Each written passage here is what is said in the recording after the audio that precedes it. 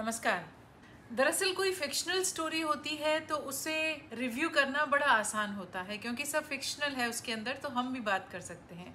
लेकिन अगर कोई रियल कहानी है, कहानी भी नहीं हकीकत है, उसको कैसे रिव्यू किया जाए। आज हम बात करने वाले हैं Netflix original Indian match making की वेब सीरीज की। दरअसल आज के समाज में, जैसा कि इस सीरीज़ की नैरेटर ने एक बार कहा है इसमें, कि जिस तरह बिस्किट की तरह शादियां टूट रही हैं, इतनी आसानी से शादियों के बंधन जो हैं वो तोड़े जा रहे हैं। ऐसे में एक ऐसा शो आना जिसमें लड़के लड़कियों को एक अच्छे लड़के लड़की की तलाश है, वो आज की साइकोलॉजी को दर्शाता है। इंडियन मैच मेकिंग इस सीरीज की मेन नैरेटर जो हैं वो हैं सीमा तपारिया जी, मुंबई की हैं। I am Seema Taparia, I am Mumbai top match maker.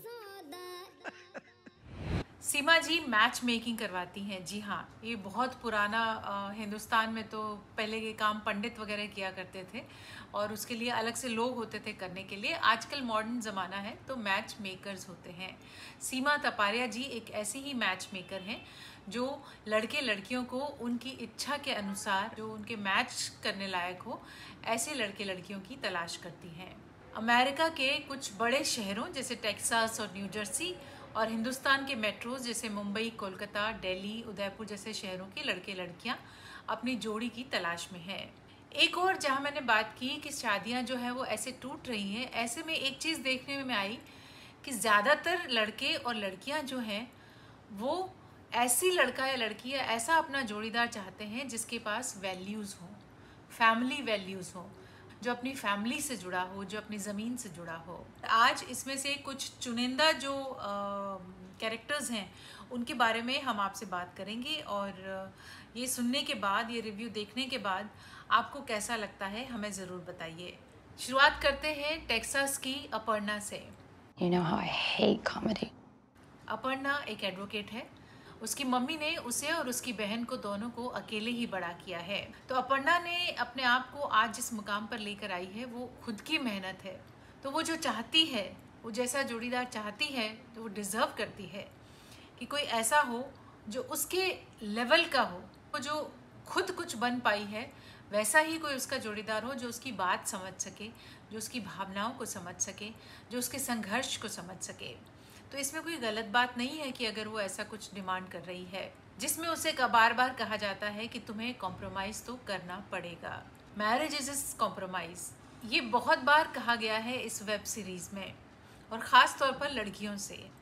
Aparna की बस इतनी ही इच्छा है कि उसे ऐसा जीवन साथी मिले ताकि वो दोनों जो हैं वो एक ही पैरेलल वेवलेंथ पर रहें, एक दूसरे को समझें। उसके अपर्णा के लिए उसका काम बहुत मायने रखता है, वो बहुत बिजी रहती है, बहुत मेहनत करती है, तो चाहती है कि कोई ऐसा मिले जो उसकी मेहनत की कद्र करे और उसे स्पेस दे।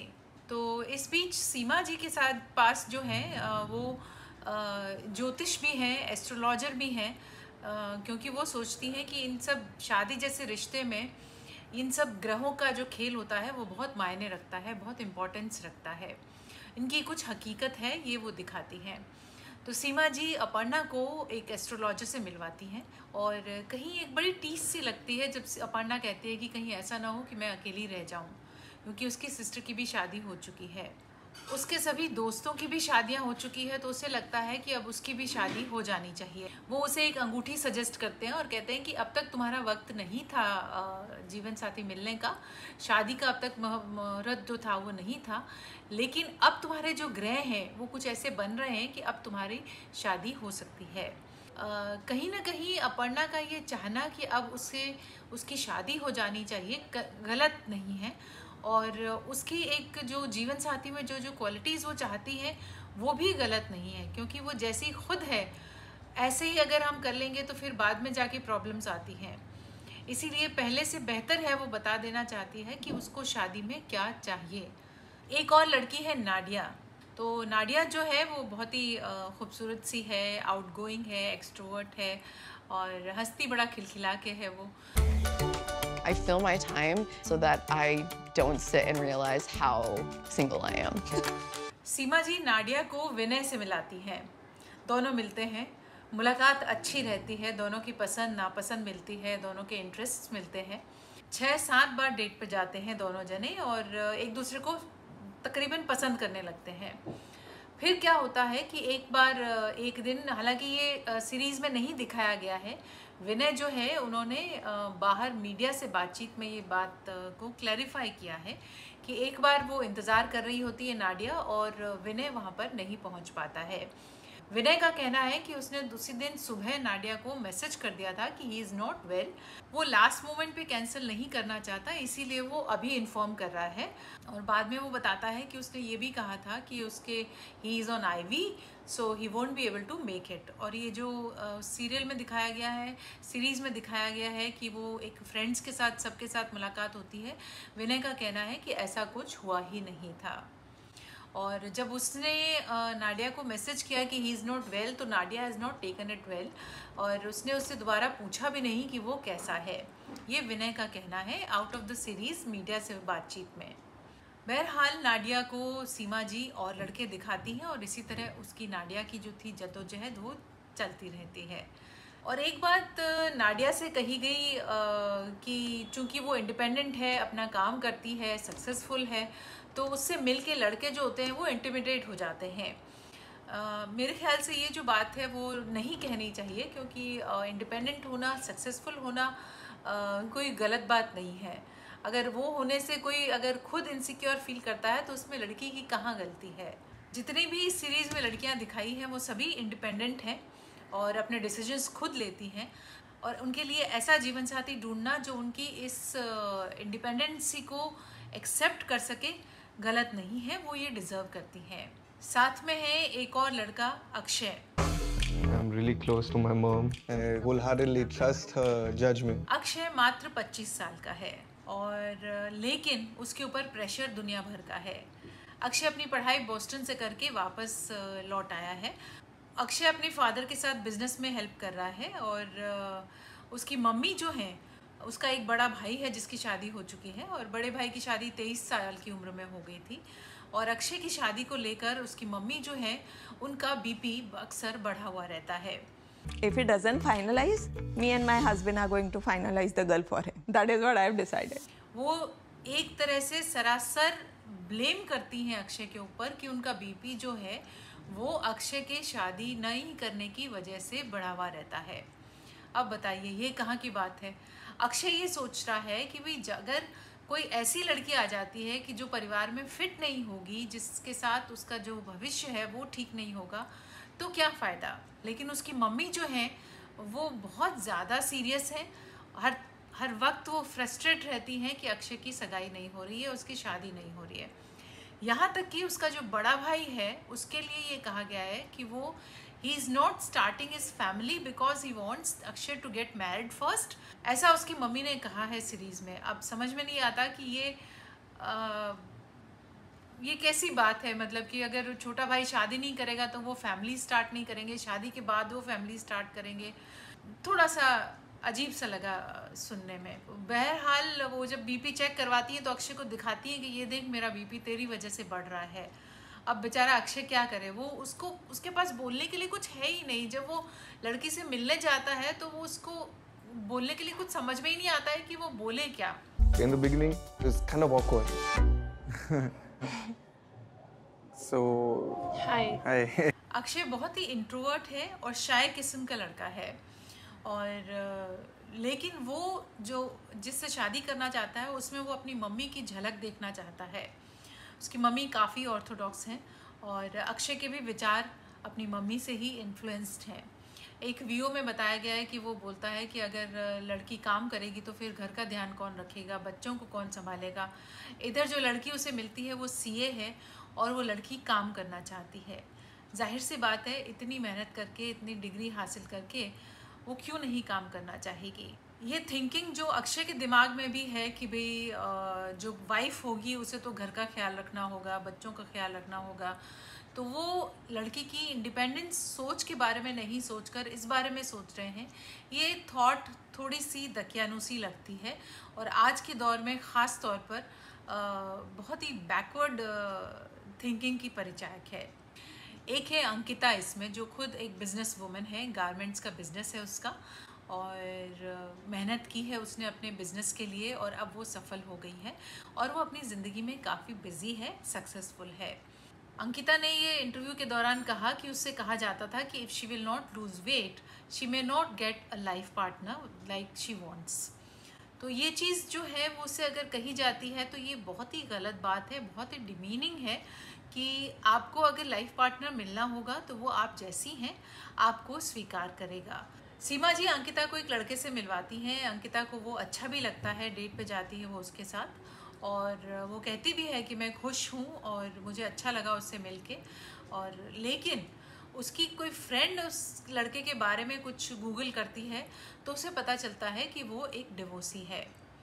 अंकिता का कहना है कि हालांकि उसे कोई फ़र्क नहीं पड़ता है कि वो डिवोर्सी है या नहीं है, लेकिन उसे इस बात का बुरा लगता है कि उसे ये बात छुपाई गई।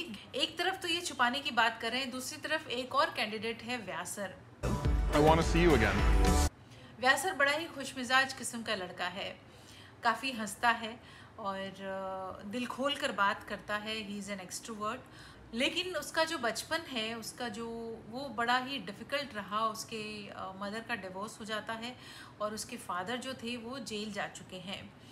तो वो ये बात वो जिन लड़कियों से मिलता है और दूसरी लड़की जिससे राशि से वो मिलता है उसके साथ कई बार बाहर जाता है, तो वो सीमा जी को कहता है कि वो राशि को ये बात बताना चाहता है अपने फादर के बारे में, सारी बात और अपने बचपन के बारे में वो सब बात उसे क्लियर करना चाहता है। He wants to be transparent in this relationship. ये एक बहुत ही अच्छी बात है। और जिस तरह अंकिता को उस लड़के ने नहीं बताया और दूसरी तरफ व्यासर ना जैसे लड़के हैं जो सब कुछ क्लियर कर देना चाहते हैं लड़की से शादी करने से पहले, ताकि उसके मन में कोई गलतफहमी या बाद में पछतावा ना हो। व्यासर का कहना है कि अगर ये सब जानने के बाद भी लड़की को अगर कोई ऑब्जेक्शन नहीं है या ऑब्जेक्शन है तो वो उसके जो डिसीजंस हैं उनको रेस्पेक्ट करेगा। और मुझे लगता है कि व्यासर जैसे लड़के होने चाहिए जो ट्रांसपेरेंट हो और लड़की के जो डिसीजंस हों उनको रेस्पेक्ट करता हो। एक बात और जो मैंने बड़ी शिद्दत से महसूस की इस पूरी सीरीज़ के दौरान कि सीमा जी जब भी किसी प्रोस्पेक्टिव लड़की की बात करती हैं तो कहती हैं slim, trim, fair and tall. अब इस तरह से एक क्राइटेरिया बना देना लड़की के लिए ये कहाँ तक सही है?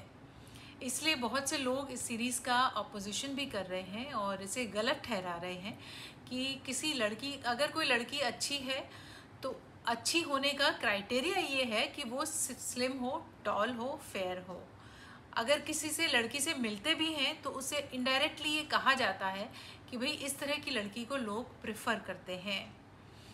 तो अब लड़की को एज इट इज़ वो क्या है उसके व्यक्तित्व के साथ एक्सेप्ट करना एक सही ज़िंदगी की पहल है कि आप अपने जीवन साथी को जैसा वो है उसे एक्सेप्ट कर रहे हैं तो यकीन मानिए आपकी ज़िंदगी अच्छी गुजरेगी।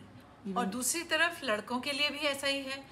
तो हर तरफ कॉम्प्रोमाइज़ करने की बात की जाती है, लेकिन उसका मतलब ये नहीं है कि आप सारी ज़िंदगी आपको सिर्फ कॉम्प्रोमाइज़ ही करना है। सही है कि शादी में कॉम्प्रोमाइज़ होते हैं, जैसा कि सीरीज़ में दिखाया गया, बहुत से ओल्ड कपल्स को दिखाया गया। वो यही कहते हैं कि शादी जो है वो एक नींव पर टिकी होनी चाहिए और उसके बाद तो जो होना होता है वो एक्सेप्ट करते हैं एक दूसरे को, तो साथ में एक जीवन अच्छा चल सकता है। देखिए, हर किसी की अपनी प्रेफरेंसेस होना कोई गलत बात नहीं है। आप मिलिए तो सही किसी से और मिलने के बाद तय कीजिए कि आपको उस व्यक्ति में क्या अच्छा लगा है। ये दोनों तरफ सूट होता है, लड़के की तरफ भी और लड़की की तरफ भी। आपको भी क्यूरियोसिटी होती है कि कैसे मिलेंगे, क्या बात होगी और क्या सिचुएशन रहती है। और लेकिन साथ ही ये सीरीज़ इंडियन मैच मेकिंग बहुत से सवाल खड़े कर देता है।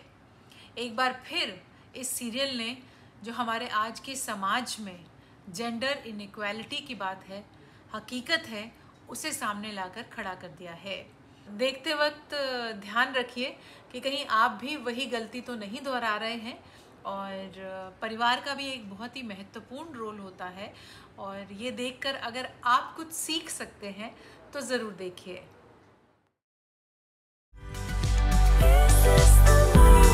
This is why I am a matchmaker, giving happiness to others.